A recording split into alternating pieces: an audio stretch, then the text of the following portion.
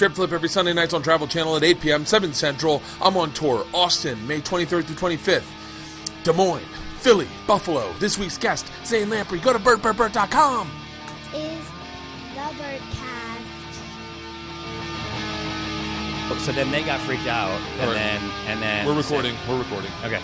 Just, I agree with you in everything you're fucking saying. Yeah. It has been my experience in this fucking business. Are you editing or are you No, recording? this This is it? No, this is it. We just edit it. And we just play it. And if there's something you don't want in there, we can take out. So the end of the story is, they said, well, we can't have it. And I go, then this is a perfect time to leave. Yeah. I have a hard time in this business leaving agents and managers. Can I put my feet? Yeah, I of certainly course. can. It's Yeah. a metal table. Yeah. I have a hard time. I fucking fired everyone that ever meant anything to me in this business Yeah. and replaced them with new people that mean more. Wait, so you've figured a way out of the cycle? 'Cause I haven't figured my way out of the cycle yet. I used to genuinely I used to genuinely be invested in the people, and I thought I was adding family members into my team. Right. And now I realize everyone gets fired. Everyone. You start to wonder. You start to think do I? Tell me if you've gone through this too. So you and I have had similar career paths. As a matter of fact, we've been up for several of the same parts. Seriously? Yeah, you got them. Wait, what was it? Hang on one second. I'm a horrible podcaster. In the man cave is Zane Lamprey. I brought Zane in because not only have I followed your career from when you started with 3 Sheets. You followed my career in the rearview mirror as you were taking off and leaving me in the dust. You Shit. motherfucker. You want to talk about perspective? I got an HD television. I put it on. There's only fucking one show to watch, and it's yours. Well, that was amazing, right? So that was back in 2006 or 7.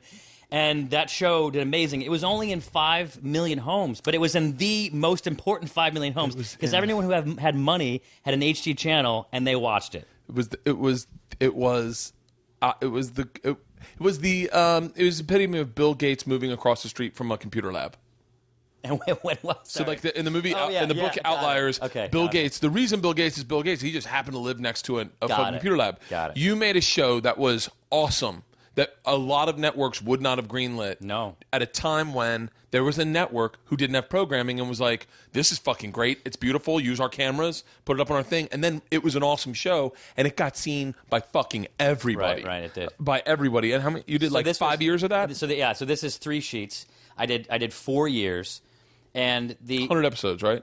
Of 3 Sheets, about 51. Really? Then the next one I did about 60 of. What's that? That's Drinking Made Easy, yeah. And so the interesting thing is that they were not advertiser. They weren't sponsor based. They were subscription based. So they got paid by HBO. They're exactly like HBO, but without as much money. Well, that's fucking awesome because now you don't have to worry about which I'm sure you found is the problem now with doing a drinking show is everything is integration sponsor based. Well, and it's hard to integrate. Yeah, and I didn't think it would be as difficult as it has been to get sponsors. I get sponsored by a lot of people if I went to AA. Like that kind of sponsor I can get very easily. They knock at my door. They're not the fun sponsors. They're not the have you fun ever been ones. to an AA meeting? No. I have. They suck. They would be like, "What you're the devil. You put us here." Just smiling the whole time. I haven't done anything. Why'd you go? Just to perspective. Yeah. To see this was probably 10 years ago. Yeah. And I was partying a lot, but I also wasn't working. Right. I wasn't working, and I was like, "Fuck, what am I doing with my life?" My wife had just dumped me, and I was like, I need to really find out where the fuck I'm at. Right. And I was like, because I've been a big drinker since I was 22, 21, and I'm 40 now, so I'm like, okay, I should look at this. Right. I had a friend who was a professional wrangler, so like a dude who. Like a horse wrangler? No, like a alcoholic wrangler, drug wrangler. That's a person? Yep. Who pays that person? The studio. So let's pretend. Let's just. I can't tell you the names. I can tell you the names off thing, but I can't tell you the names. But I don't even understand the concept. John Belushi, when John Belushi was doing like Blues Brothers, they hired a guy named Grizzly. Okay. Or I forget the guy's name, to follow him everywhere he went to make sure he didn't use coke. Got it. So what happens is, like, hypothetically speaking, he did an excellent job. that guy is no longer working. With a name like Grizz, I forget his name. He probably was the guy that sold it to him. I forget the guy's name. But anyway, so let's hypothetically say Leonardo DiCaprio. Let's say hypothetically Yeah. that there's a really huge movie star who is a heroin addict. Okay, like hypothetically, like say that happened. Okay. And the That studio would never happen because they have integrity. Right. You know and that. so the studio said, we want to do this movie with him, and we know he's sober, but we don't believe it. Right. And so in order to ensure this movie, we need to hire this guy to follow him everywhere he goes. Live with him, take him to meetings, drive him to... He needs to be his right-hand man because we know this guy won't let him... So this is paid for by the insurance company, basically. The insurance company... as a rider for their coverage. Right, to make sure that the movie's insurable, because if that guy falls off the wagon, this... $300 million movie does not get made. Right, so it. he was my neighbor, and he saw me one morning. I was like, The following guy was your neighbor? Yes. Got it. The Wrangler. The Wrangler. Yeah, I wish I could just tell you his fucking name so I don't have to say the Wrangler. No, but it's better that way. So- the Wrangler's cooler. So he saw me one morning, and I was like, I had been partying. My wife had, we were dating. She dumped me. I'd just gone out and got fucking blitzed, and I did not sleep. And I was up having an Asian pear we lived in the hills up on this cliff, and like sitting there, just kind of thinking about things. And he sat down next to me. And he was like, "What's going on?" I love how the Asian pear like played into the story. It was the best. But I like it. That's an excellent hangover. A cold one. Ice cold. That's why I remember it. Yeah. Ice cold Asian pear. And I remember thinking, this tastes good. Yeah. I was like, fuck. I remember thinking that going, wow, I'm eating this slow. And all of a sudden it goes. And the Wrangler walks up. Yeah. Hey, boy. He came up. How's that pear doing? He was cool as shit. Like, sleeved in tattoos, fucking ripped, like, drove a nice car. He got paid a lot of money. He was an ex-user. That's how he was able to control. Yeah. Okay, got it. He's an ex-junkie, I think he's Okay. saying.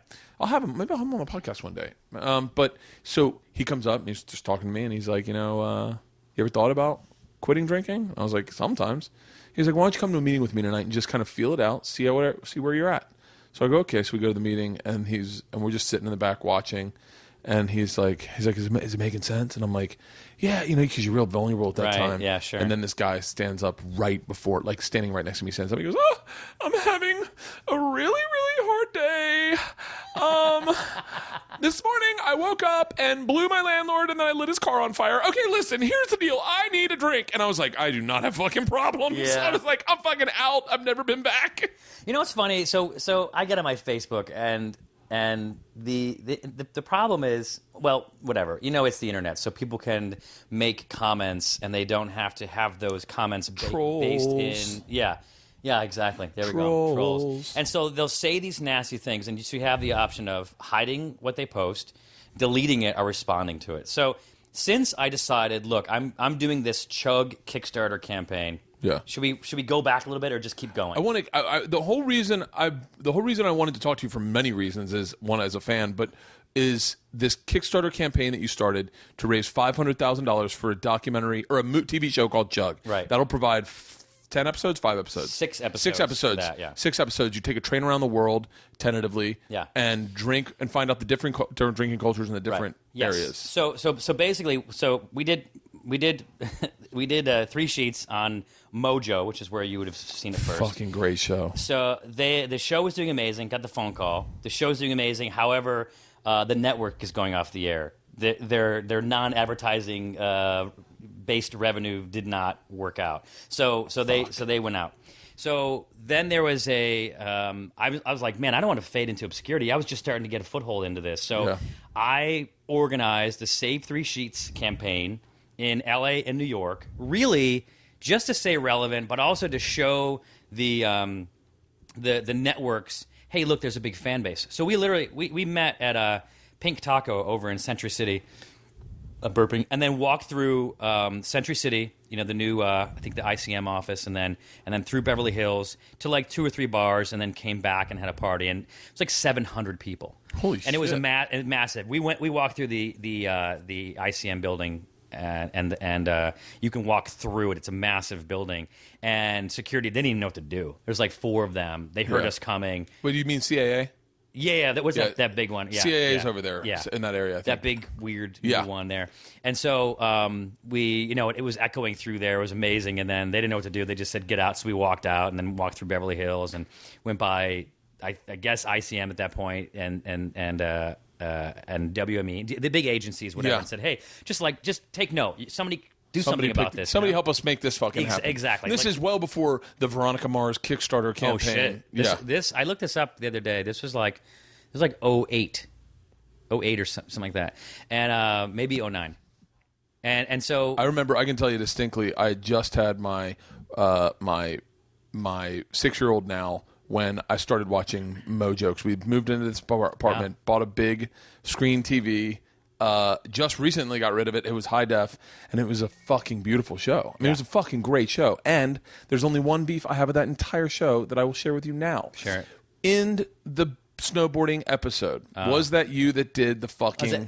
Does that bother you? Yes, because I went... Are you fucking kidding me? He's getting fucking hammered, and he can really snowboard like a motherfucker. You know, I decided that I would, before I'm going to answer that in a long form. I decided that I would always find stunt doubles when possible. Are you serious? Yeah, because I love it. because I wanted people to talk about it. So like I went kite surfing. That wasn't me kite surfing. I went. The largest. That's so fucking brilliant. The best was that was one of our camera guys. He was an editor. He's a professional snowboarder. He actually arranged for a company to send me all this gear. I wore it. I learned how to snowboard the day before. You literally did like a fucking 360 off a fucking kicker. Yeah. And then stop and you go with the board. And I'm like, are you fucking shitting me? No, there's no way you can tell. I mean, there's no way. I watched it 100 times. Yeah, just edit. I watched it 100 times. I fucking distinctly. My mom just landed one. Let me make sure. Just making sure we're recording. That's what I always do in this podcast. I need someone that works for me or something because this is exhausting. So you get stunt doubles. That's fucking genius. So one time I said let's do this. We were in Namibia, Africa, the largest sand dune in the world, and you go to this place. Near the road, and you get these these ATVs, these 4-wheelers, and you ride a few miles, which is like on the moon. But I mean, but amazing. It's like it's like waves. It's like waves of sand. You go up one, and you're just following this guy, and he knows where he's going, and then you come to this massive one, and This guy does this every day. So he's doing wheelies. He's riding on his front wheels, his back wheels. He's like doing all crazy stuff. So we get there. I'm like, I can't go. And if you ever watch the episode, you will see the size of this. Although I don't think it translates. It is the biggest sand dune in the world. And so this guy rides up it. It's about let's say you would tip at 45 degrees. It's about 43. Yeah. And so the guy's just like riding up it, and so he takes my clothes. This guy, by the way, I think may have had like a meth problem because he probably weighed about 120 pounds. I mean, like his face was gaunt. He was, whatever. And so the camera guy's like, no, dude, no one's gonna believe it. I go, just do it. Give him my sunglasses, helmet, whatever. Yeah. And he goes and he's doing all these tricks. And so then he rides on a wheelie to the camera and then drops it. And right as they drop it, cut. And then I get on it, right, in my clothes, and then they're holding the front of it up, all the ATV guys, and then they let go. It drops, and I drop right into frame. I'm like, that was nice. And and all I did was sit on it, and when it dropped, I was a little nervous. You know what I mean? This guy's doing all these tricks, and I don't want to drop off it. Because I saw you do all this fucking shit, and I was always like, are you fucking kidding me? Because I know the drinking part's real. I know that's you drinking. Yeah. Well, not everyone understands that, and there's a lot of misconceptions. Some people have said that I'm not really drinking. That's not true. I do, and I got bad hangovers. And maybe, I was going to say in retrospect, maybe I wouldn't have drank as much, but that was part of the magic, was that I just literally just threw myself into this part and said whatever It read happens. like that. It read like that, and you didn't look like, you also didn't come off like an alcoholic, and you didn't come off with the dude with the drink problem. Well, not until you came up like a regular dude. Not until the third season did we even know we had fans. I shot the first season for a channel called In HD. It wasn't even Mojo at the time. Yeah. It was like In HD in that it was in HD, and those were the call letters. It's like you have to think a little bit when you name your network that you know what, that's not going to last. It's like in color. You know what I mean? Like at some point everyone's going to be in color, buddy. So we did the show on there. And we did the rally in New York, in LA. Then 2 days later did the rally in New York. And we had like 1,000 people. It was a mob. We couldn't even fit into the bars that we went to. And so I'm at this bar. I don't remember the name of it. This big Irish bar, 3 levels. And somebody comes up and said, hey, Mark Cuban's downstairs. He wants to talk to you. I'm like, The guy, HD Mavericks, whatever. Like, yeah. I'm like, no, it's not. But okay, I'll go down there. Obviously, you don't know who he is because, whatever. And I go down there, and sure enough, it's Mark. He's like, hey, Zane, I've been with you for the last few bars. I want to get 3 sheets. I'm like, that's awesome. However, I haven't thought this out this far. I didn't expect that to happen. I don't own 3 sheets. I don't own the network. I don't even know what the status of it is. Don't you know what it's like to be an unprepared, unorganized talent? I don't own this show. Dude, I didn't expect anyone to even show up today, so I'm a little drunk right now. And so I put him in touch with the network, and then I don't know, whatever the deal is. Oh, they didn't just sell Fine Living Network, who's the channel that bought it. They didn't sell them 3 sheets. And I haven't told this before. They had to buy 5 shows. They only wanted 3 sheets. So they bought 5 shows, put them away, and then aired the last season of 3 sheets, but had to buy these 5 other shows. What were the other ones? The one with the 2 gamblers were gambling against each other? Yeah, the 2 gamblers. Yeah. There was one called Going Abroad. This guy would date girls internationally. They weren't bad. Dave Hill's show, Dave Hill's show was good. Yeah. Dave Hill, that's the reason I know Dave Hill and bought his book. Yeah, Dave Hill's show was really good. He's hilarious. You know what's really good? It's really good, but this guy Rob, I forgot the guy who ran the network didn't get him, and you could understand how someone couldn't get Dave Hill. Oh yeah, he's so dry and emo and like smart, funny. Dry, emo funny, if that makes sense. That like I can understand that someone would watch it and not even see a joke the entire show and be like, "This guy's a horrible host." Yes. He's not going out of his way to be likable. He's not laughing. Yes, he's not. He's almost mean.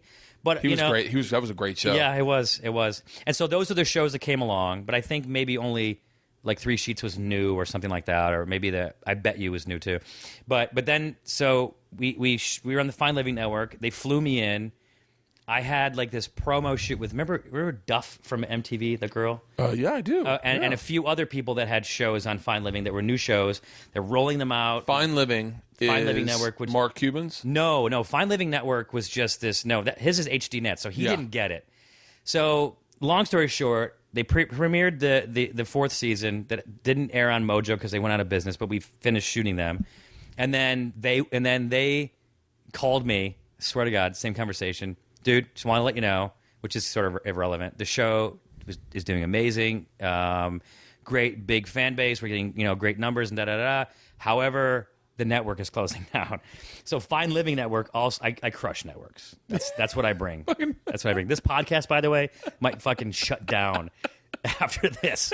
I have that power. I have that ability. It's so funny. I said to my wife the other day, I've dated a number of girls who then went lesbian, and my wife's like, "Are you fucking kidding me?" Yeah. I was like, I have like 3 girls that I dated that then became lesbians. And now she's like, you kind of make me like not. You'll meet like my wife. me. She's a little butchy. That's awesome. I met her playing softball. But the show went to Fine Living. We didn't know what to do. Here's what happened. We didn't have control over it because at the same time that Fine Living went off the air and turned into cooking, then one of my sister networks. And so Scripps had bought Travel and Fine Living, whatever it was. They were now all part of the same group. So they acquired your content. So then they Travel acquired it. I talked to them on the phone. They called me. I forgot the woman's name, and she said, "Look, we've acquired 3 sheets. We're not going to do any promotion for it. We just want to see how it does. Just put it out for a few weeks." I'm like, all right, that's a little rough. So, but I'm me. I'm like, okay, that's great. Thank you. I appreciate the opportunity. Whatever. Yeah. And then, so I get this rally these fans, and thank God for social media. As I cursed it a few minutes ago, now I say, well, but here's the saving grace of it. Yeah. Is that I can motivate the troops to basically, in this case, made friends shooting 3 sheets and Drinking It Easy with Garrett Marrero, who owns Maui Brewing Company.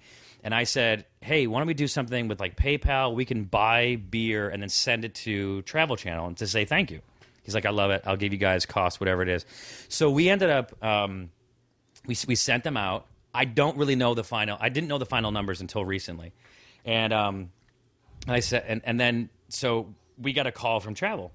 And I said, hey, did you guys get the beer?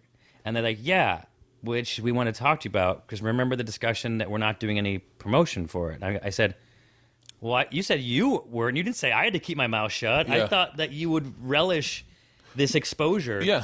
And they said no. I said, so we were going to do a press release just saying that the beer got there.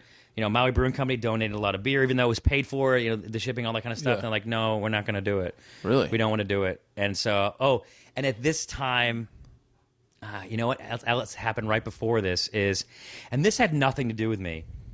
Three Sheets fans were blowing up the Travel Channel Facebook page. Blowing up. They couldn't post one thing without 50 people saying, hey, we have a new show, da-da-da-da. Fuck that show. Pick up Three Sheets. I mean, in those words. Really? And they called me at one point and said, hey, look, we're going to try the show, but we need you. We're considering the show. So this goes back a little bit to show you the history. We're considering the show, but we really need you to tell the people to stop. And I said, well, first of all, I didn't tell them to start. So I wouldn't know how to do that without having a paper trail that you guys could lead to me. I didn't do that. I said, however, them doing that has made you guys call me. So I'm going to just go out on a limb and say that's not such a bad thing. I will certainly go out and say, hey, you guys relax. But to be honest with you, the best thing you could do would just be to air Three Sheets. I mean, you know, whatever. Like you guys the best kind thing of own it anyway. The best thing they should do and could do in my opinion, in that case, for you would be get rid of Three Sheets and just do a brand new series with you.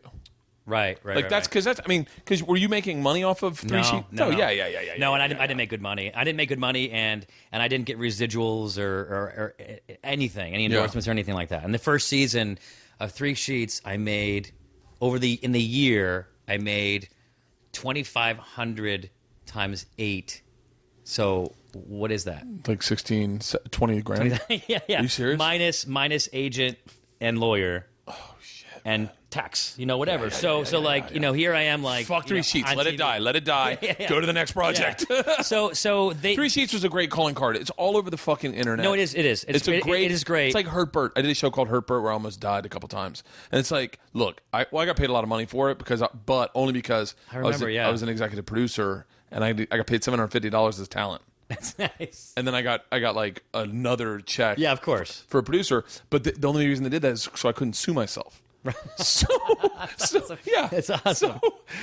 But it was, and like I look back, I'd never do it again. Great calling card. Yeah. But Three Sheets led you to a relationship with Travel, which I remember it airing on Travel. It did, and then it aired for 5 weeks in 5 different time slots. Yeah. And then they ended up taking it off and then selling it to Spike, and Spike tried something similar. But by this point, it was 4 networks later, and they didn't want to do any press and whatever. So I just called up Mark Cuban and said, dude, let's just make a domestic version. I know your budgets aren't that high. Let's go out and make a domestic. Drinking Made Easy. Drinking Made Easy. Which now Drinking Made Easy was you guys, So me, and now I brought my buddy along, Steve McKenna. Yeah. And there was another dude, a dude with the beard. There was Mark Ryan. And the first season there was Mark Ryan, another comedian, because I did stand-up at night. I did 53 shows. And then I did TV during the day, 24 episodes. Hold on, you were doing stand up at night and TV during the day, and all of it involved drinking heavily. Did you start as a stand up? No, I didn't. So you just started no, I did MC and I did stuff like that, and I'm kind of like a stand up at heart, Yeah. And so it was a very easy sort of transition into like, hey, you know what, we're not doing anything right now.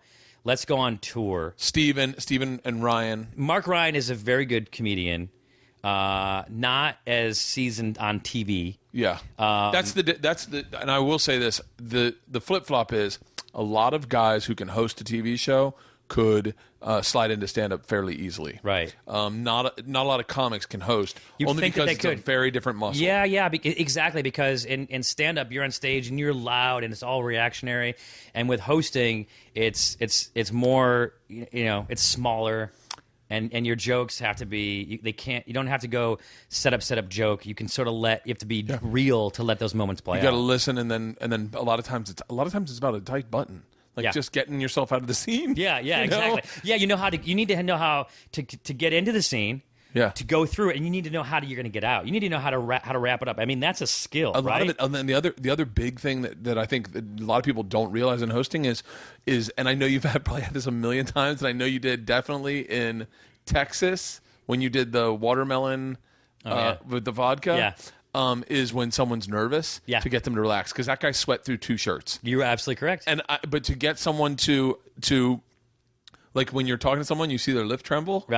Yeah, when someone comes out to meet you and they're like, that happened last weekend, and I went to Adam Carolla's launch party of his Mangria, and on the bill it was like Jason Bateman, Jimmy Kimmel. I mean, like a huge list of all these celebrities. Yeah. And so the publicist sent it out. Would you like to go? I'm like, yeah, I'll go, whatever. And so I arrive. I'm like, these are some people I wouldn't mind meeting, and none of them were there. None of them were there. It was me, Ron Jeremy, and Adam. And he's got to be fun. You got to talk slow around him, and you can't make any quick movements. About who? Ron Jeremy. He just had a heart attack. Yeah, he was walking around with a bottle of his rum, and yeah, he looked like you could just like if you sneezed on him, he would fall over. You know, people are like, wow, he looks old. And then, of course, what do we all do? Go to our phone. Oh, my God, he's 6 years old. He looks good. Yeah. The guy can still bang, you know? Yeah. I took a picture with him and my buddy Dan Dunn, and I said, I have the second biggest penis in this photo. Guaranteed. Dan's Irish. But so anyway, so you're doing stand-up at night. Stand-up at night, and which I'm drinking heavily on stage, because the more you drink, the more you can go numb on it. And you know what it is? It's like, you know what I wasn't ready for? I had the material, and I did a mini tour through California. I did like 8 cities, really honed it in, but I couldn't there's 2 things I did wrong. One is, it's like I got good at it by the end because I did 50-something shows. Yeah. But it was handling the hecklers. And they're not necessarily hecklers as much as they are drunk people yelling stuff out. So I guess that's hecklers. And then the other thing is that I went too long.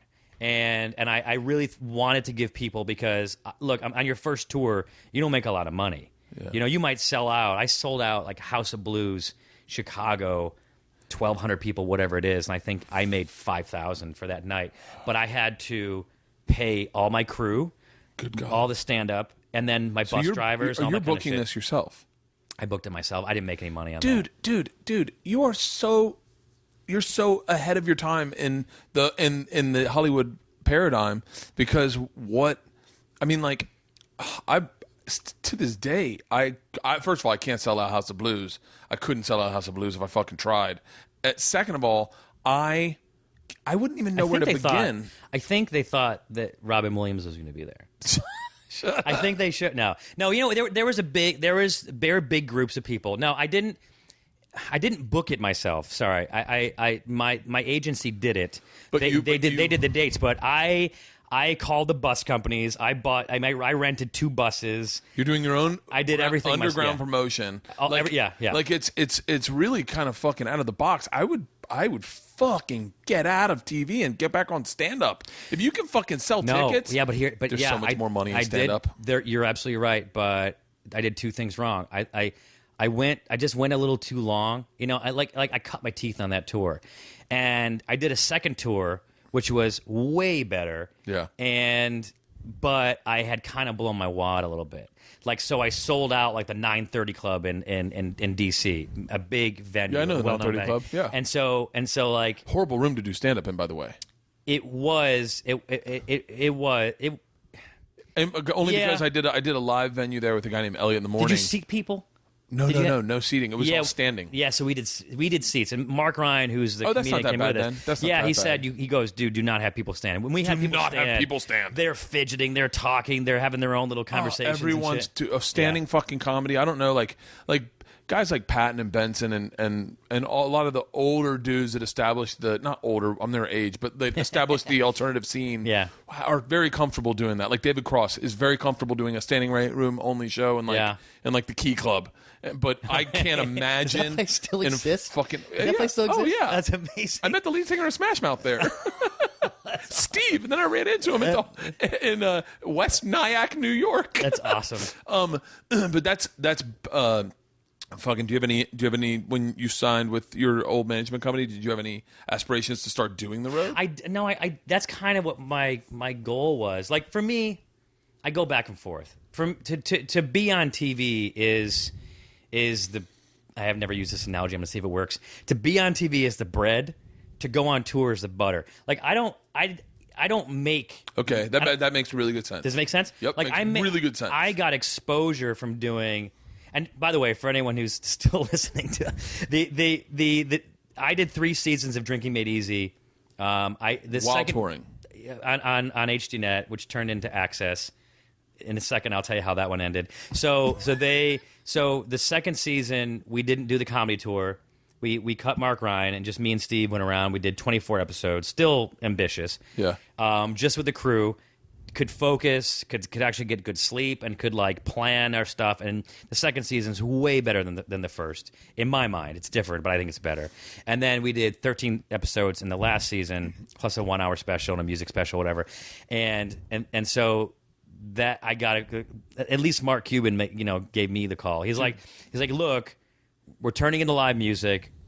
I can do something live if you want. You can figure Access. it out. I know Access. Access, yeah. Yeah, I know them. I said, well, we could do. I said, I don't know how you turn my show into live, but I threw him some options. We just decided it really wasn't a natural evolution, and so I then decided, hey, I'm going to take it to the fans. A lot of them still talk about 3 Sheets. I partnered back up. I tried to get the rights of 3 Sheets from Spike. And in the end, I actually got their lawyers on the phone. Me, not my agents. My agents, by the way, said it couldn't be done. Did you go to college? I did. Where? Cortland State. Is that New York? It's south of Syracuse, yeah. Yeah. I know Cortland. I think I did a show at Cortland State. It was maybe. It was a party school, but without the educational benefits. But you seem a lot smarter than the average talent. Well, I'm driven. You know what? Driven is really that's my MO. And we're the same age. 40? I'm 41. Yeah. IMDb thinks I'm 37. A lot younger than me. Well, my wife makes me put on lotion, so I put it on this morning. She literally stood Bill Burr's there. Joke about that? No, he started dating a black chick, and he goes, she introduced me to lotion. And he goes, I can't believe it. I've never used lotion my whole life. Yeah. Because every black person should pull aside a white person and teach them about lotion. Yeah. And in return, we'll teach them how to register firearms.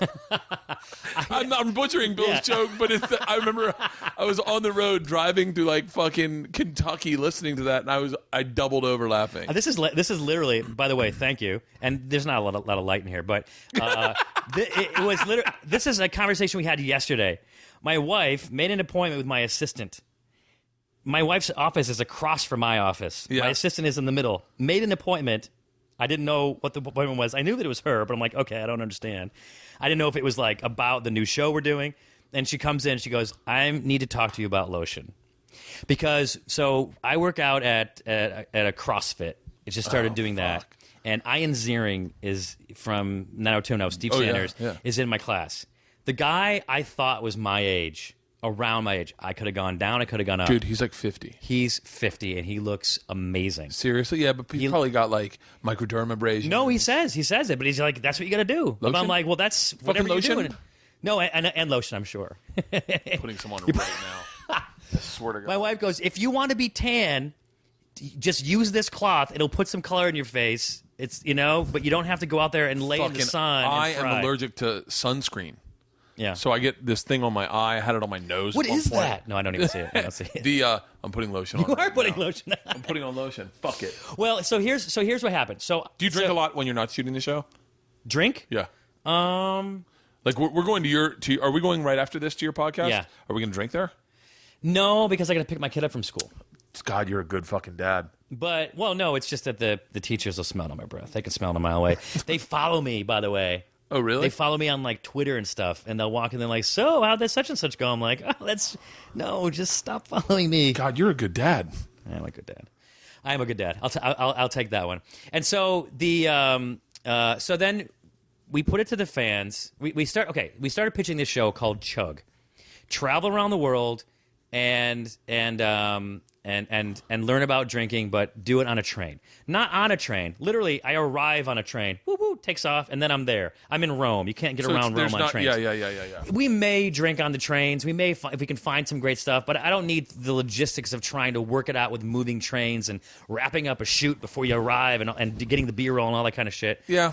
So we pitched it to Spike. I like the connective tissue of. It's just it's a funny name. Yeah, that's what it is. Yeah, and so now you smell fantastic. By the way, you smell like I think there's something in that. You smell like a coconut eucalyptus. Tree. Yes, something delicious. I'm gonna lick your face in a second. but not on the air. That would be gay. And so we pitched it around, Esquire, which is the new G4, and Travel, and everywhere. And by the way, okay, so everyone passed on it. Close, but it's a pass. And when I met with Travel, so she goes, yeah, I wanted to take the meeting. I heard you had a show. I showed her, busted out my iPad and showed her the pitch. And she's like, I like it. All right, let me take it back whenever talk about it. And so I said, are you familiar with my stuff? She's like, totally. She's like, I've been following you since the beginning. She's, I was there at Travel when you sent that beer. Because one day, I'm like, oh, the pallet of beer showed up? She goes, 7 pallets of beer. And this is Maui Brewing Company's Coconut Porter, Big Swell IPA, like some really good beers. She's like, everyone's taking it home, and they couldn't get rid of it because there was not enough people to carry it all. So it lasted for like 3 days. And I was like, wow, it's amazing that no one ever told me this up until now. Well, yeah, that's we really weren't allowed to talk to you. Zane. Networks, I kind of have that keep you in the dark is better way to. Look, you have to respect what a network executive or their underlings do, and all they're trying to do is keep their job. They are. I mean, look, and I respect that because they have families and they have everything. Yeah. And it's like, I don't think that they're like a person with a suit that just likes to say no to things. No, they want to find something to say yes to. They just can't afford to take too many risks. And so we thought we had it wrapped up. We thought we had a show that made sense. In the end, they said no. I called up Spike to get the rights to 3 sheets. They said, well, I just talked through Bert. Did you get that? I did. Talked right through it. And so they said, look, we can maybe talk about that, but it's going to cost more than you're talking about. And I was talking like, 10, 20 grand. And they said, but you could only air it on the web. So I couldn't take it if it was, let's say it was amazing. The Kickstarter backers, they're the ones that get to see it. Yeah. So I'm making it right now. They're my bosses. I'm making it for them. And so what if it's so good? Now we take it around, and G4, the new Esquire or Travel, want it. Like, this is good. This is a new twist. We didn't expect this. This is great. Yeah. But it's called 3 sheets, and we can't air it. So we said, okay, look, it's just too much red tape. Let's make it different enough that Spike doesn't feel like we're infringing on the format of it. I mean, there's travel shows are nothing new. Guy goes around, eats. Guy goes around and drinks. Guy going around drinking, traveling is not a format. Just you and Steve, or just you? No, just me. Okay. And so I then called up the executive producer and the creative guy behind 3 sheets. He wrote them, sat in all the edit sessions. He's the guy that made them all happen.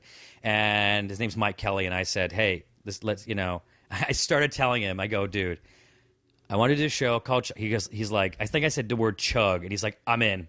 Yeah. He's like, I've worked on so many projects since 3 sheets, but it's by far my favorite experience. I had fun. I felt like we were making something that people loved. I felt like we were, learning and da da da.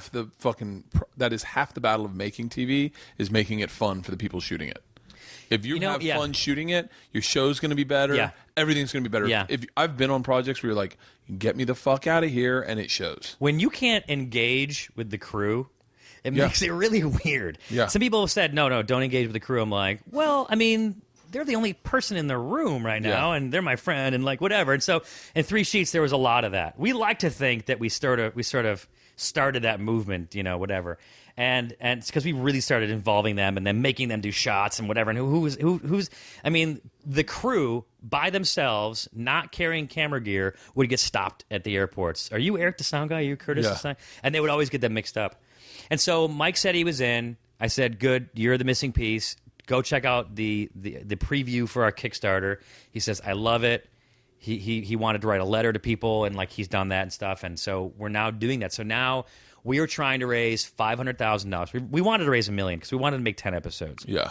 But we said, let's put it at $500,000 to make 6. By the way, and I will say this because I think people probably go, $500,000. Why can't you do it for 20? Right. Well, TV is a different beast than like a documentary or like I did a documentary. We raised I think 40 grand. And right. but all we needed to do literally was buy the equipment that that we needed, Right. and then buy a few plane tickets so they could follow me. I was already on the road. Yeah. I was already doing this. There was no production value. We didn't need to research. We didn't need to fucking reach out to anyone. Right. They just followed me doing stand up for a year, and so Yeah. See, that's the benefit of doing something that you're already doing. That's paying its way. yeah, like to put it in perspective, I think Hurt Bert. I think every episode cost $175,000 to make. Right. Okay. So and then And that's, by the way, kind of on the low end. yeah, definitely. Yeah. So that's it's a safe number. We take 500,000, give 10% to Kickstarter, 5 to Kickstarter, 5 to Amazon because they handle the transaction at the end. Then you end up with 450, and then you have to buy everyone the rewards that you promise them: T-shirts, sweatshirts, parties, all that kind of stuff. Signed memorabilia, I mean, a private workout in your man cave. By the way, a barbecue. It's all shipping. The major cost is shipping. It's like the T-shirt maybe cost me $5-6. The shipping of it maybe cost me $3-4, and so you're like, that's expensive. Yeah. We get those down, but we can get the price of the shirts down, but not the shipping. You can't. We're not big enough that the USPS gives a shit about us, and so then you end up with maybe if you're lucky, $375, and then I have my 5 employees in my office now. And then they pre-produce. They'll call the countries and coordinate it. Have to hire somebody, a driver and a fixer, which is a translator. You can't hire coordinator. local sound in any of those places. No, you can't. You got to fucking travel sound, cameras. You're using 2 cameras? You have to fly. Yep, 2 cameras. 2 cameras. You got to produce on. Fly them all in. Put them all up. Feed them. And hope you don't go over overtime. And still, yeah, exactly. And still give them per diem. And and then come back and then hire your next crew, your post-production writer. That's where producer. the real money. That's where the real money is spent. Shooting it, you can probably get away shooting it cheap, but post-production is a fucking. If you want it to look good, is expensive. Editors are, if they're good, they cost money, and it's a very easy skill to show. You're like, here's what I've done. Okay, here's what you get paid. Yeah. I mean, we got quoted like $3,000, $4,000, $5,000 a week for these guys. Fucking. So and you don't want to like stinge on that. So you got to kind of figure out where you fight your battles, and in the end. We raised $500,000. I'm not making a penny. I'm really not making a penny.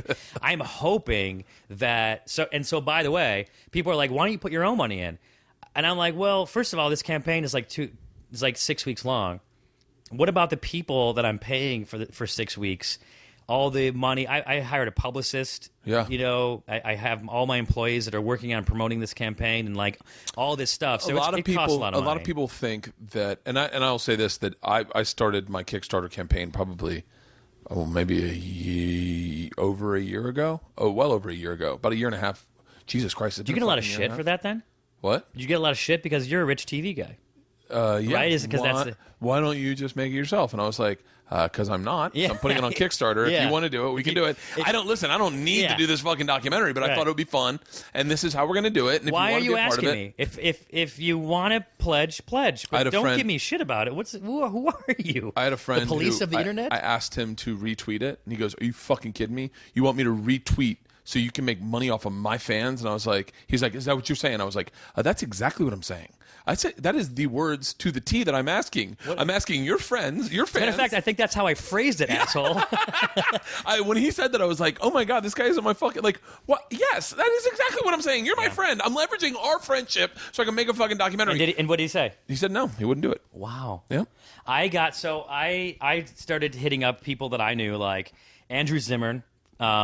Boom. I mean, he's like, yeah, dude, anything I can do to help, let me know. And he's a good guy. He's a great guy. And Adam Richman. And, people that I see around. And then, who said no was Guy, I'm not going to say Fieri. I'm going to say Guy Fieri because that's the way that it's spelled.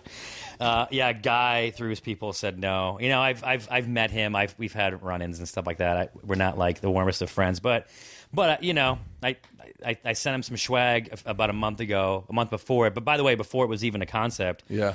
And I'm like, oh, maybe he can just tweet it. He's like, no, people will think it's all scammy and da-da-da-da. I'm like, because he said this is the manager talking, because people ask us all the time. I'm like, well, I'm not just anybody. Yeah. This isn't scammy, but I thought there was like some sort of brother code thing that we had because we're, aren't we all fighting the same fight? But, whatever. Now it's funny because I didn't hit up Bourdain. Do you know Bourdain? Nope. Let me tell you about. Can I tell a fun story? Yeah, please. So I was doing 3 sheets. This is in the heyday, right? So maybe after the second season, this is when we knew we were onto something. Travel Channel, Food Network says we want 3 sheets with food, and we want Zane for it. So we happen to be going to Japan. We said, hey, we'll go and shoot the pilot in Japan. This amazing, ridiculous sushi place, like the top guy, one of the top guys in Japan. Have you had the poisonous blowfish? No. Okay, I thought that was something that you would have had fucking. No, done in your life. I'm a little. I have a family. I can't do. You know what I mean? I can't take that risk. Yeah. So wait, keep going. I didn't mean to interrupt. Everyone. No. I don't Please, listen and I that's what I interrupt. do. Keep going. No. I'm an interrupter. It's how you keep it organic. Yeah, I can't fucking. A good host yeah. has to be. You can't sit back and wait for the whole thing. To Who come to you. listens and listens? I listen to think of what I'm going to say next. Shh, no one admits that. Yeah.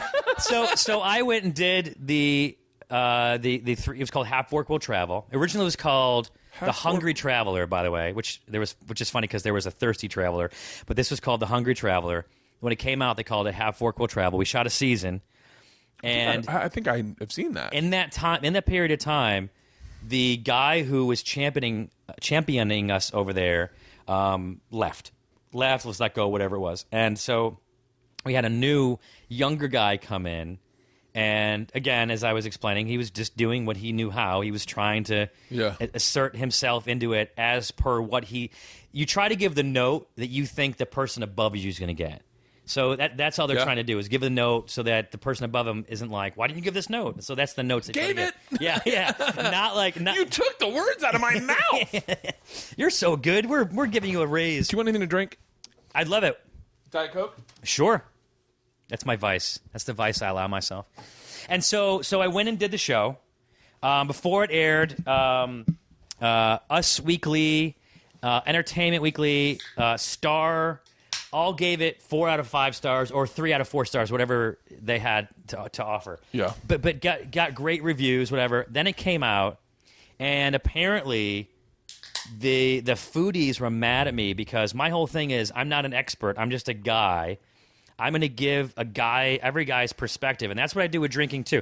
Even with 3 sheets, I didn't want to know what I was walking into until the moment I walked in. Yeah. Here's the guy's name. He makes this concoction. It's been in his family for 5 years, and da-da-da-da. Great. I walk in so that I'm like, what is this stuff? Not, as opposed to somebody like Bourdain who knows all about it. These are the pigs that are raised in such and such, and da-da-da-da, and then the guy doesn't have to explain it himself. I'd rather have the person who invented it or makes it walk me through it. Yeah.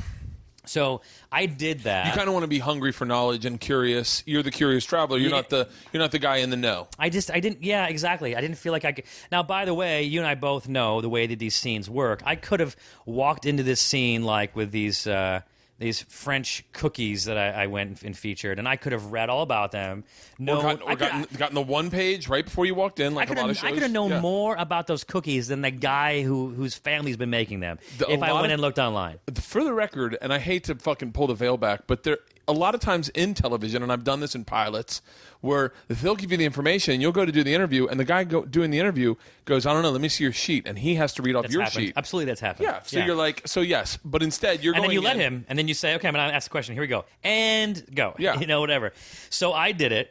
There's one instance that I remember, and I think this is what got referenced, as I went to Marseille, the south of France, Provence. I'm saying all these hoity-toity words, but Marseille is a city on the ocean, on the Mediterranean. We did some things there with the Michelin chef and the cookies that I mentioned, and then a bouillabaisse. And bouillabaisse, for people who don't know, I guess the whole fucking world knows what bouillabaisse is because Bourdain tore me an asshole for it. What? But bouillabaisse is a fish reduction, right? So they take fish and they throw it into a pot. It's amazing. And then shit I'd tear an asshole for would not be bouillabaisse. No, you cannot know. How dare he not know? Fucking bouillabaisse. And so I wish I could read the interview. And so... It's not. You can't find it. No. I can find. I don't know. I've tried to find it. I cannot find it right now. Chicago. It was a Chicago interview. Maybe the Chicago Tribune. Bourdain. So maybe 08, 09, something like that. 08. And so he said. So anyway. So this guy's teaching me how to make bouillabaisse. and he reduces the fish. Throw all this fish in, all the parts of a fish, and you boil it and you reduce it. Then you dump out the fish, and then you keep reducing. So I said, okay, so it's like a really fishy stew, because it's like super fishy because you keep reducing it and increasing the robustness of the flavor. And so that happened. Then later on, I went to this gay couple's house in Provence, and it's a chateau. It is like 500 years old, and they rent it, and then I think it's like a landmark, right? So they're allowed to do their stuff there. I don't think they live. Yeah, maybe they live in part of it, whatever. And then they teach this class, and so I went there at about like noon. And I left there at 3 a.m, okay? I hung out with these guys all day. Yeah. Had an amazing time. And just like you and I, you and I should have met years ago, by the way. Yeah. But we just met. And it's been an hour, and you and I already have inside jokes. Imagine if we were hanging out, cooking, drinking for 14 hours. Imagine how comfortable we would be with each other. Yeah. So by the time we actually got to cooking with these guys, we were like making fun of each other and having fun and just joking around. And the guy he does his measurements like this. He takes and he goes ton, like that. Yeah. Or if it's 2, he goes ton ton. Yeah. And so he goes, oh, now you pour it in. And I go, was it a ton or a ton ton? And that's the only thing I can think of to reference the article that I'm about to bring up. So, did you find it? Maybe like I'm trying to think of another Q word you can put in there, like Zane. Anthony Bourdain is the bluntest of writers. In his 9th book, No Reservations. Hang on one second. You've created many genre. There's dangerous. Like where? What's the favorite? Next page. Yeah. I think it was a short article, but what he said was, he goes, "This is somebody who knows nothing about food, called bouillabaisse a fishy stew, and then goes on to make fun of everyone's accents." He says the guy is he's completely unwatchable. It's a horrible show. And I'm like, you fucking asshole. Like, don't feel threatened by me if that's where this is coming from you. Like, I'm a guy that I am not pretending to be something that I'm not. I'm just a guy out there doing this.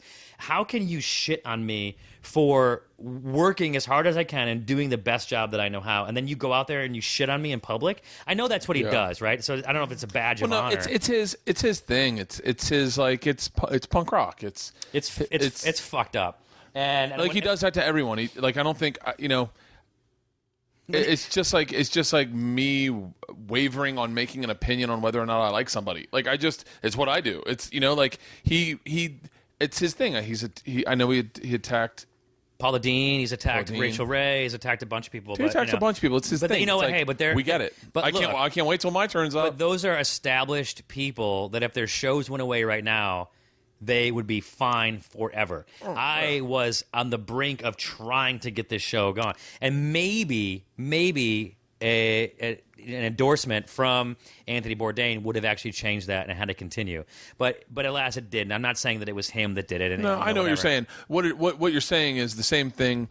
It's the opposite of when you get trolled on the internet. Is when you get a bad response from a guy you look up to. Right. It really kind of hurts your feelings. It's like, hey, listen, exactly what it was. You're just a regular fucking person. I like Anthony Bourdain too. I can promise you in all certainty that my name has been referenced by him. If not that he knows who the fuck I am, but we were on the same network for 4 years. Of course, he does. He knew. But I'm sure he didn't look at Bert the Conqueror as something he wanted on the network that he shared. I'm sure he didn't want his viewers going, "Who's this guy who rides roller coasters?" But that's his thing. I know, but my thing is, I just wanted to drink with the guy. That's it. You know what's funny is so. Truth be told, when I read this when it came out, my publicist at the time sent it to me, and I happened to be shooting the show or shooting something in Hawaii, and he was on the same island, so I wanted to find him. Yeah, I just wanted to find him, and it's like, what am I going to do? He'd probably be nice as shit. It's a lot of things. The other thing is, words. It's a conversation he probably had in an interview with a writer, and he said something thinking it would never get to the thing. I mean, I appreciate that you saying that. However, so at one point I reached out to him, I think on Twitter or something like that. This is probably a year ago, and I'm like, why would you say those things? and he's like, and I said something about 3 sheets, and he's like, 3 sheets was great, half fork wasn't. And I'm like, so that's a compliment right there. I don't know, it's just weird. And then I saw him briefly in Miami, and just said, well, hey, I think sometimes I wish he was like you and I were the same age, same height. Like, I wish he was like just like us, so I could smack him in the face, like just bitch slap him. Be like, you know what? That is a taste of what else I have in store for you. Fucking something piece tells of me shit. a guy like that can fight for some reason. Yeah. My feeling to be getting beat up by a chef. No. Everyone's like, did you he's like- see that fucking pastry chef kick the shit out of Bert? He fucking curb stomped him and then put It's like a frosting on cheerleader his like head. beating the shit out of me. I pit myself as a beer drinking regular dude, and if I got beat up by a guy who went to culinary school, Yeah. I'd be fucking nowadays all fucking chefs. Action Bronson was a chef. Fucking every thug in the world that sleeved in tattoos is a But chef. by the way, if you're a chef, chefs do have a pomposity and arrogance to yeah. them. I dare say that they have to, in a way. Yeah. I mean, I've met some that aren't. I would take it with a grain of fucking salt. Like, dude, I'm not harboring it. I'll let it no, go. I'll let it go. And give me another 5 years. I'll probably let it go. To be honest with you, I like telling the story because you know what? In a way, that's the best acknowledgement that I got for what I was doing at the time. You know what I mean? Like, it was here and gone, and I continue to try to get people to pay me to drink. It's better than making a TV show in obscurity that no one fucking sees and no one pays attention to and no one acknowledges. I just got offered this TV show. I think it was like TBS or TNT, one of those, and it was one of those interlude shows, and it wasn't a bad deal. It just would have tied me up, and I didn't want to do it. You know what I mean? It probably would have gotten me more eyeballs. But they wouldn't have been focused eyeballs. It wouldn't have been like I could have done anything with it. It would have been like, yeah. You're past that in my opinion of you know what you. We'll see. By the way, we'll see if Chug is chugging along and we're about halfway there in money and halfway there in days. You'll have one big push. That's how these work. I can't push it now. I have to push it when there's 7 days left. No, that is literally when I push my family. Like I went and typed the word Lamprey. Okay, like you can go and search for backers, right? Yeah. So I typed in Lamprey. I'm like, let's see these motherfuckers. And sure enough, my brother, $100. That son of a bitch! I didn't know he did that. You would think he'd tell me because you'd think he would like sort of be like bragging about it, but he did it and he didn't tell me. Older. Oh. And so he did it, and I'm like, Mom, you son of a, or you bitch. Yeah. You are the bitch. And I typed in my sister's maiden name, her married name. I'm like, oh, Amy. I'll tell you how ours funded. We were fucking floundering for a little while, and then I released this shirt that I now sell, but it was at the time it was a special edition machine shirt, where it was my face and the Russian propaganda art. And so we released that, and I brought it up on Rogan's, and I said for like a $730 donation, you get all these things, and we've now just added this shirt, and we fucking met her that day. Huh. And then how many days left? We had like I want to say, I'm gonna fucking guess. My producers would be like, I'm gonna say like 20, and then we met it, and then we were like, well, let's keep raising money, and then went over it. Oh, nice. And even still with that money, we still spent an extra 13 grand of course. over what our money like people is. think I'm not going to put my own money into it. Yeah. I might have to put my own money into it, which I don't think is technically legal, to push the train over the hill. We had one guy. We had a couple guys. Tyler Glenn from the band The Neon Trees was a big fucking backer. Like he dropped some big money, and I was like, to this day, I owe that guy. But right now, we're going after corporate sponsors because we didn't think about it in the beginning. We're not gonna put ads in. Mm-hmm. That gets really hairy. And what we're gonna do is put title cards in the beginning and the end of the show. In the beginning, it's $2,500. This show is brought to you by Bert's Beer. Yeah. And then it's 5-second title cards. Or the machine vodka. When's this going to air? I'll fucking throw some machine vodka money in it. Do you have a vodka coming up? I'm buying a vodka. I'm in the process. I've signed a non-disclosure, and I still talk about like fucking crazy. Well, we should non-disclosurely have a conversation about that because I have a rum. Do you really? That I started 2 years ago, Monkey Rum. Yeah. I went on, made sure I had monkeyrum.com. I had to actually have somebody I know going by it, so they couldn't figure out who I was. Yeah. I got the Facebook and I got the Twitter, which and the URL. My fans are fucking amazing. My fans, I brought it up on Rogan's podcast one time. They went and got it for you. They got everything. Email me all the info stuff. Nice. There you go. That's nice. It's the Death Squad fucking community.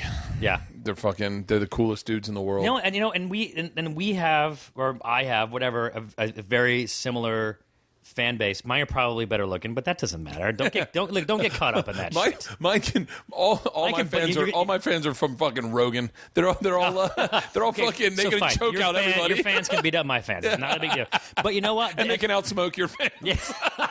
But mine will drink yours under the table. Trust me, because they challenge me to that every day. But. It's a huge great fan base, but there's just those few little stinkers in there that trolls are perfect. You just want to ignore them, but you can't. If you don't read it, it didn't happen. Yeah, you can't unread it. It used to upset me a lot more. I really don't get upset because I don't care. You know why? Because I know where it's coming from. That allows me to easily dismiss it. And so I can hide it, or I can block the person, ban them, whatever I want. But if sometimes I it's like I can disarm anybody. No one's going to say, "Oh, Lamprey, you're trying to get my money to travel around. Fuck you." Da da da. I've had that before, and I sent the guy an email, and he says, "Do you want me to apologize?" And online, I'm like, "No, dude, don't worry about it. I'm just a fucking dude, man. I'm just a guy that's trying. Don't think that just because I'm on TV or having a fucking awesome podcast, because everyone knows if you have a podcast, you've made it."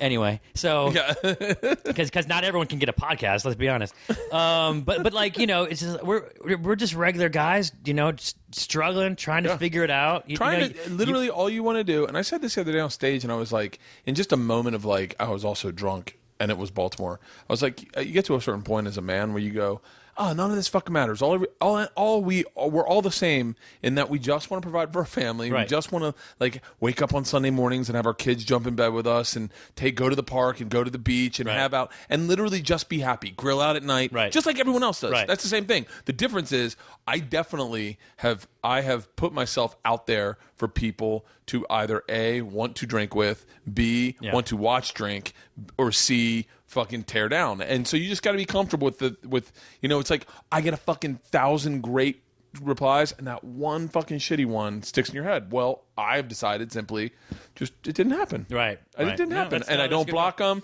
If you want to be like that, you can be like that. A lot of them are trolls. I'll go the last one I've read was probably like 6 months ago that it was something negative.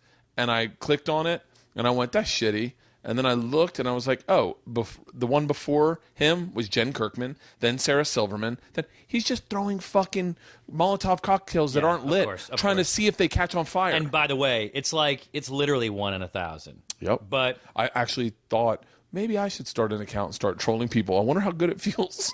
Just to fucking fuck you, Lamprey. You know how Bourdain's a fucking god. You're a nobody. And then just watch you come back and go, ooh, I got under his skin. I mean, you know where it's coming from. You and I, look, right now we're at your house. Yeah. This is a nice place. I'm sure if being where it is, it's just so funny because this is a nice place. This is very similar to the house I grew up in. Yeah. But the house I grew up in would probably not fetch $200,000. That's not how you want. If you want a little bit of green space out here and an orange tree, that must have cost you a shit ton to get a space for an orange tree. Oh yeah, that orange tree's a pain in the ass because the squirrels eat the oranges and then drop them on that beautiful couch. That squirrels are assholes wherever you go. That's not my point. That orange tree was there before. I've got to get rid of this fucking. There's my gardener came out today. He's like 90 years old. So you got a gardener. Who's gonna feel bad for you? Guys got a gardener. He came with the house, and he's on a fixed income, and we can't afford him. But he does a horrible job. He was here. Literally, he was here. No, I love it. 5 minutes ago. Literally, all of a sudden he's a burden. That's amazing. He's in the back. He's in the. Wait back, a second. He's in the backyard eating loquats. I got a kumquat tree. He's in the backyard eating kumquats, and I was like, I didn't know you could eat those. It doesn't look like he. I look at the lawn. Doesn't look like he was here. Exactly. He's on it's like when a house cleaner comes, you want to walk in and be like, "This is amazing." Dude, we can't afford our fucking house cleaners. We got a maid. Yeah, we can't afford her either. And I went to fire her and she started crying, and I was like, okay, I guess I'm not firing her. That's what happened when I fired my first manager. The story I was telling you before. Oh. But anyway, so that's the point. That's the point, is that we put ourselves out there. People look at us. Look, as many problems as we have, these are not big problems in the grand scheme of things. It's very enviable what it is that we do. It's easy to take a shit on it if you don't know us and hope that we're assholes. Yeah. I've known about you for a long time. I really hoped that you were a dick. Right now I'm on the bubble. I'm bubble. Probably nice to a fault. Yeah, I am too. That was actually a question I'm going to ask. Now we're going to go over and do my podcast. Yeah, so now... I'm going to start with... two things I'm going to cover is... It'd be great if you just fucking blindsided me. Do you feel like you... No, yeah. I'm going to be a dick all of a sudden. Lamprey, when you were in my house, you were nice. You're worse than Bourdain. Do you post your podcast the day of? I'll post this one tonight. Yeah, so I'll probably put up... It'll probably be on next week. I don't know. I have to talk to Tyler. He's like Bourdain. He's old and angry. So I'm going to ask you if you think that like that nice guys finish last out here. That's the first one, and then the next one is like, why is it that every celebrity I have on my show doesn't drink anymore? Oh, fuck. Okay, those are the two questions. My whole shock is that we're not drinking on your show. I was literally going to order an Uber to go to yours to fucking put back beers. I'd already said to my kids I won't see them. We'll have a beer. Actually, you know what? We actually may have a surprise there for you. Really? Yeah. Oh, is it Anthony Bourdain? Now, I know you. Yes. Now everyone should just do a big push to get Bourdain on Lamprey's podcast.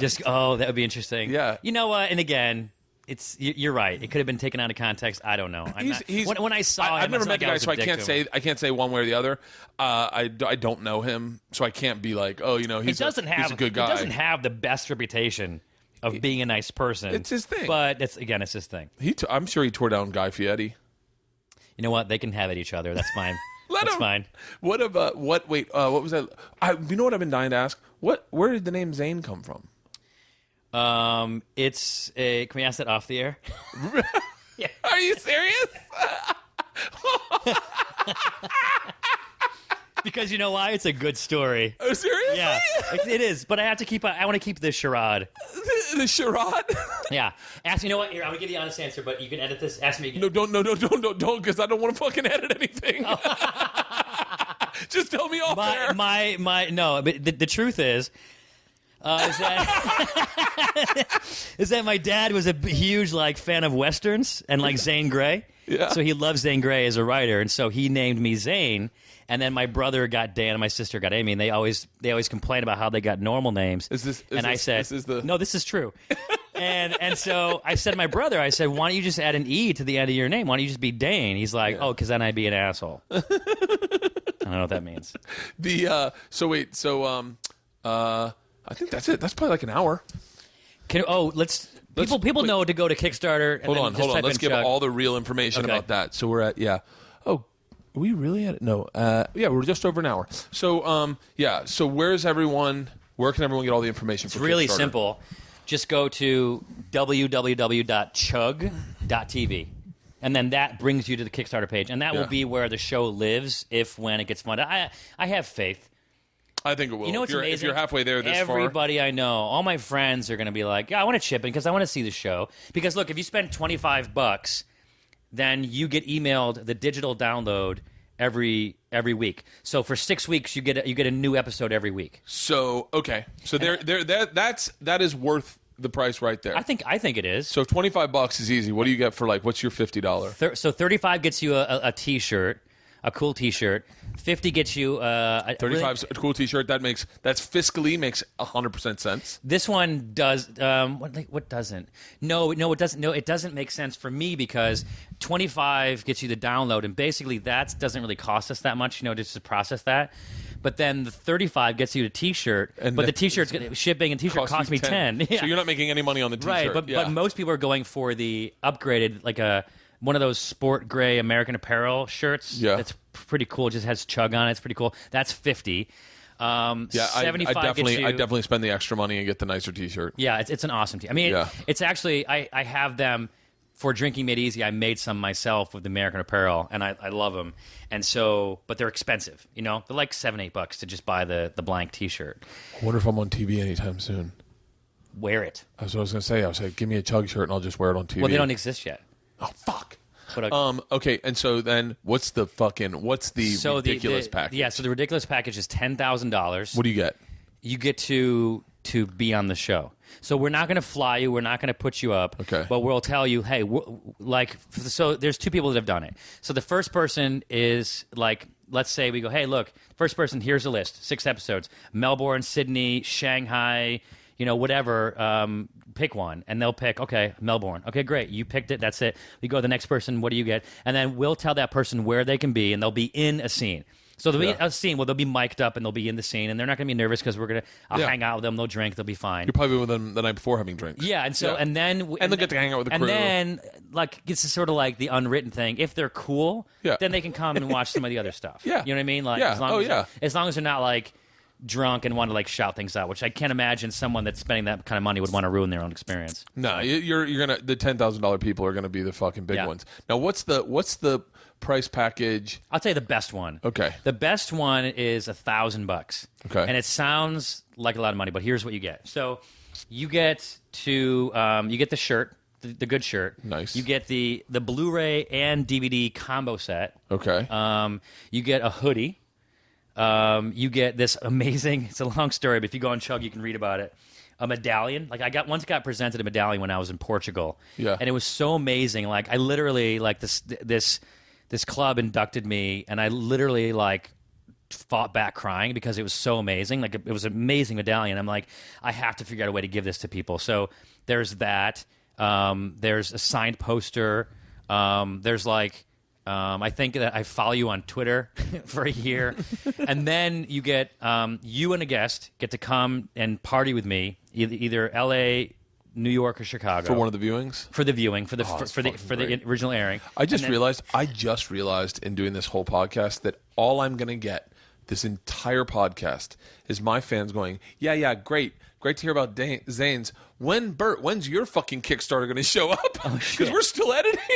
We've been editing for like a year. Oh yeah. Oh yeah. Like I just realized. They say that happened. They let people know to expect that. But yeah. But we want to get ours out quick because we want to get it to the networks while the heat's still on. Well, TV turnaround's a lot different because there's a format. Yeah. Documentary, you got to. No, you're right. You don't even know. We've got so much fucking. You have to footage. say what did we shoot and what did we do with it because you can make 5 different documentaries out of what you shot. Well, and we're gonna make this, and then we're gonna have a screening where it's me and the 2 guys, and then I'm gonna take a look at it and see.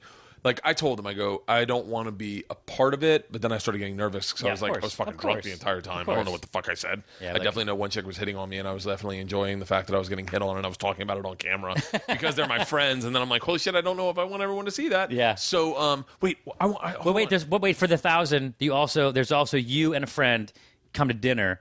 Now I can't give alcohol, otherwise I give people monkey rum, at different levels, but I can't do that. But people that come to dinner. Like I'm paying for dinner, so that's 2 people coming to dinner. So that's 2 people. So it's basically $500 a person. But then you also get to come to the party afterwards. That's a $500 thing. So that's $250. So it just starts to break down when you spend. Here's the $500 or $1,000. If you can get to one of these parties, you end up with like a huge gift bag of all kinds of cool stuff. Dude, when we did my Kickstarter barbecue at my house. Did you really? How many people? I forget, like 20 people. One of the rewards is a barbecue at your house. Yeah, I'm gonna go. No. On my for yours? Yes. Oh, I'm going to go and add it. I had 2. I had barbecue at my house and a private workout session in my man cave. You did? Yeah. Did you actually do exercise? No, the guy was like, don't worry, I just want to come to the barbecue. And I think he just came to the barbecue. Oh, okay. Yeah, he was like, I appreciate the man cave. But he goes, I just wanted to support it. That's the one thing is that once you do get into these things, it's almost like getting a home team. You're rooting for the show to succeed. I'm just trying to figure out how we're going to fit. Because I haven't added this yet, but I'm probably going to do a barbecue at your house.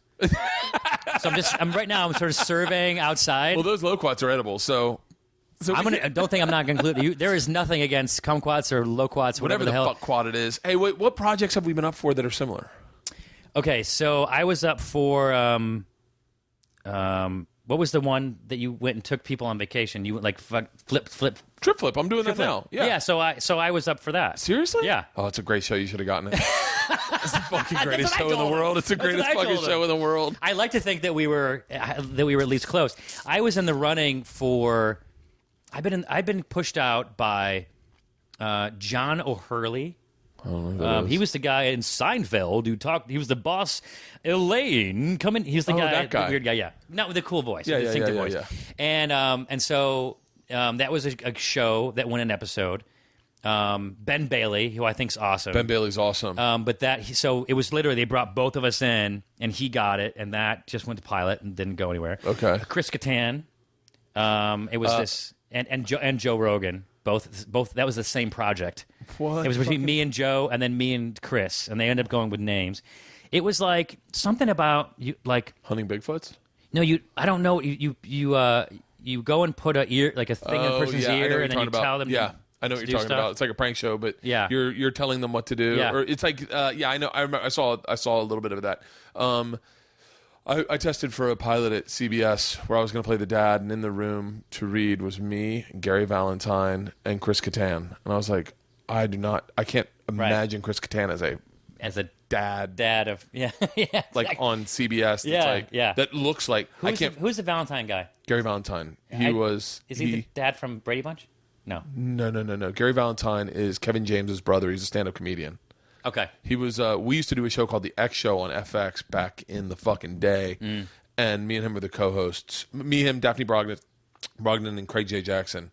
But yeah, my favorite one that I ever got was I was up for a show against Chris Hardwick, and it was a celebrity bowling show. Oh wow! And Chris Hardwick's dad was a professional bowler, and they chose me, not realizing his dad that he knows everything about fucking bowling, and I know nothing. And in the middle of how did that information not get out? I do not know. But in the middle of making this pilot where we are fucking it up left and right and everyone's panicking and everyone's scrambling because I don't know anything about bowling at all, and they realize this and it's more complicated, and I go, guys, you guys should have gone with Chris Hardwick. And they're like, why? And they're like, I go, his dad's like one of the best professional bowlers ever. And they're like, are you fucking kidding me? I was like, get him on the phone. Billy Hardwick? And they're like, I was like, they were like, I've done some really great shit pilots. Some hardcore, shitty, fucking awesome pilots. Like, I did one where I searched for the world's best dancing dog. That was the whole show? Yep. Wow. A series. I did one. That's amazing. I did one for History Channel that I thought was such a shoo-in. It was called Night After Dark, whatever, and it was Dirty Jobs at Night from the producers of Dirty Jobs. It's like Insomniac. And so they wanted to call it Night Shift. I called it Night Shift. That's a great name. Because they were calling it like late night work. I'm like, no, let's just call it Night Shift. Late night work. Whatever it was, it didn't work. This is why pilots don't go sometimes. People that make them are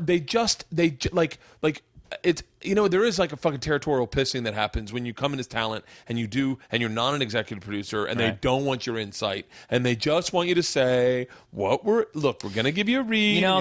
There's two kinds of things, right? There's when you're doing a teleprompter show, which a lot of these big CBS things would have been. Yeah, I did one of those for VH1. It was like the first thing I ever did, and I've done teleprompter work, all over the place, and I'd never done it before. And they get it, and they had it on a big screen TV in the back, and then all right, and cue smoke, and then the smoke came and filled it up, and I couldn't even see it. First time I read teleprompter, I didn't realize that the teleprompter went at the speed I went. That you said it. Yeah. You were trying to catch it. I was trying to catch up with him, and he was trying to catch up with me, and we're just tearing through. Yeah. And I said La Jolla because I didn't know how to pronounce La Jolla. That and wait, what was the other thing I was gonna say? Fuck. What were we? Oh. This is the other thing. I have done maybe since 3 Sheets and maybe a little bit before then. Because I was the number one party animal in the country. Right. We'll talk about that on my show. Yeah. I've done a number. To this day, still I get offered drinking shows, and they're so hard to do right. What network? Every really? I've had. That you've done pilots for them? I've done more pilots of drinking pilots than you could ever fucking imagine. But then they always get killed because I had one that was fucking amazing, the best show you would ever watch. It was basically, I just talked about it on Rogan's yesterday. It was called Buzzed. I would pick people up in a party bus at the bars. And it was a game show. We'd drive them home. They'd blow into a breathalyzer. Whatever they blew was their bank. You add a 0 to the end. And then I played a game show with them in the thing. And it was just drunk people. And there were no rules. And I could give people money whenever the fuck they did anything. And it was absolute chaos. And it was the greatest fucking... Yeah. Comedy Central said it was the best. No, yeah. I totally heard about this. What happened? They aired it at Comedy Central, and they brought out a bottle of tequila on a Friday when they're doing their viewing. They all took a couple shots, turned it on, laughed hysterically, Right. and they were like, Why do I know this? They were like, I completely know this story. 35 episodes. What do you say? One guy stands up in the back, and he goes, I hate to say this, guys, but we cannot sell that show. He's like, we won't get advertisers, we won't get anything, and it died. They were like, hold on, it's fucking hilarious. He's like, I know, but we can't get a car sponsorship. We can't get fucking, it's alcohol. Like, what are we going to get? Like, Advil is going to sponsor it? That's it. So it died. It's called Buzzed. And then they tried to reboot it on like MTV and then MTV2. And they're still trying to reboot it. It's a great show. Yeah. I didn't create it. I just came in and wrote it and with Tom Segura. And it was so, the very first person we got in the thing, he sits down in the back. I go, so have you, we're playing a game called Guess What's in Your Mouth, where we blindfold them and just shove objects in their mouth, and they got to tell us what it is. Yeah. By the way, no insurance. We had a screwdriver in his mouth at one point, and he's sucking on it. We're in a fucking car. Bouncing around. Yeah, we could have stabbed, like, murder this guy. But like I said, What? Drop him off. Just drop him off. Keep driving. I said to the dude, I go, have you ever blown somebody? And he goes, a human? No. And I went, what? And he goes, once a squirrel. That was the first words for this pilot. For the beginning, and you could literally hear the van behind us with the fucking Studio City or the Valley, whatever it's called, when they fucking, they have all their computers and they watch the show. They're watching the live feed. Yeah. Video Village is right behind us, laughing hysterically. You can hear them laughing. The next car over. And that was like the beginning, and then the very end was a guy going. A guy goes, we're playing Lick It or Stick It, where you put up a picture of a woman that could be ambiguous. Could be lesbian, could not be a lesbian, but they're celebrities. And Jamie Lee Curtis is one of the ones we threw up. 3 dudes were taking him back to Beverly Hills. And they all go, lick it. And he goes, no, stick it. My dad fucked her. And we were like, what? And he goes, yeah. I go, wait, I've always heard she's a hermaphrodite. And he goes, no. But then again, what did dad say? He fucked a dude? Probably not. And I go, can you get your dad on the phone? And he goes, how much money? I go, I'll give you $300 if you can get your dad on the phone to say that she's not a hermaphrodite. So he calls his dad and he goes, Dad. He goes, his dad answers the phone. He goes, is Jamie Lee Curtis a hermaphrodite? And he goes, who is this? And he's like, it's your son for $300. And you silent, and you hear, negative, I fucked her. It was the fucking greatest pilot you've ever seen, dude. By the way, I don't know where I heard it, but I heard that whole. They story. probably brought it to you to try to reboot it, because I also no. Because what happens is I made it, and then I signed a deal with Travel, and I was there for I signed an overall deal, so I could do it at Comedy Central. Did you have a drink when you were doing the show? You have to. I didn't drink at all. I very seldomly drink on camera. I very seldomly don't. What's funny is I've done actually a bunch of drinking shows. Can I ask you a question? Shoot. Are we still recording? Or are we just holding these to our faces? Yeah, we are recording. Let's wrap it up. Let's go to your podcast. I just didn't know. Let's do your podcast. All right, by the way, just straight up to be continued on my podcast. So now, the Zane Lamprey Show. So just so you know, guys, if you want to listen to the rest of this, go to what's your Zane Lamprey. We're on iTunes. Yeah. Just the Zane Lamprey Show, or just ZaneLamprey.com, whatever. Perfect. Yeah. And then go check out forget about anything else. Go to chug.tv, check out the Kickstarter, and watch some amazing. We might actually have you as a special guest. I might have to throw that in there. $25 will get you all access to all the episodes. And if I can tell you right now, if everyone listening to this podcast just did that, right. If 25%, you get funded tomorrow. Right. So you guys go in for $25. It's just entertainment for fucking 6 episodes. You will definitely get it. And chances are they'll do 10. Think about 2 things. Think about how much your cable bill is every month. And this is going to have, by the way, this will have no network notes. Not to say that networks fuck up shows, as a matter of fact, but in drinking shows. We've had to cut so many amazing things. I'll tell this story. If you remind me to tell this story about when I was in Russia and a machine gun. This is a true story. Shut up. And it had to get cut because the network is like, you can't have a machine gun and you guys are all drunk drinking vodka in the middle of Moscow in the winter. So we had to cut it. So not only will we be able to play that, but we've had to take 30, 40-minute shows and cut the shit out of them just to make them fit in the network. It's going to be, I'm telling you what I'm saying. And network notes do not fuck a show up, but it definitely, the thing that, as a talent that you love the most often is the one thing that legal goes, we can't have that. Yeah. So this show will have that. For $25, there's no legal. You'll be the first and by group. the way, even if it does go afterwards to a network, those people will never see the version that you're seeing. Yeah, You know what I mean? Because when it goes to the network, then they'll cut I it guarantee you they're going to get first cut. So what you will see will be unadulterated. Unadulterated? It'll be adulterated. Adulterated. I don't know what that means, but So go in $25. Go. I would go 50 and get this shirt. Fuck it. is that what you're gonna do? I'm not done donate. So yeah, I gotta look. I gotta pay my gardener and maid. All right, so we're going over to Zane's place to go tape for podcast. Hopefully, we'll drink. Cheers. All right.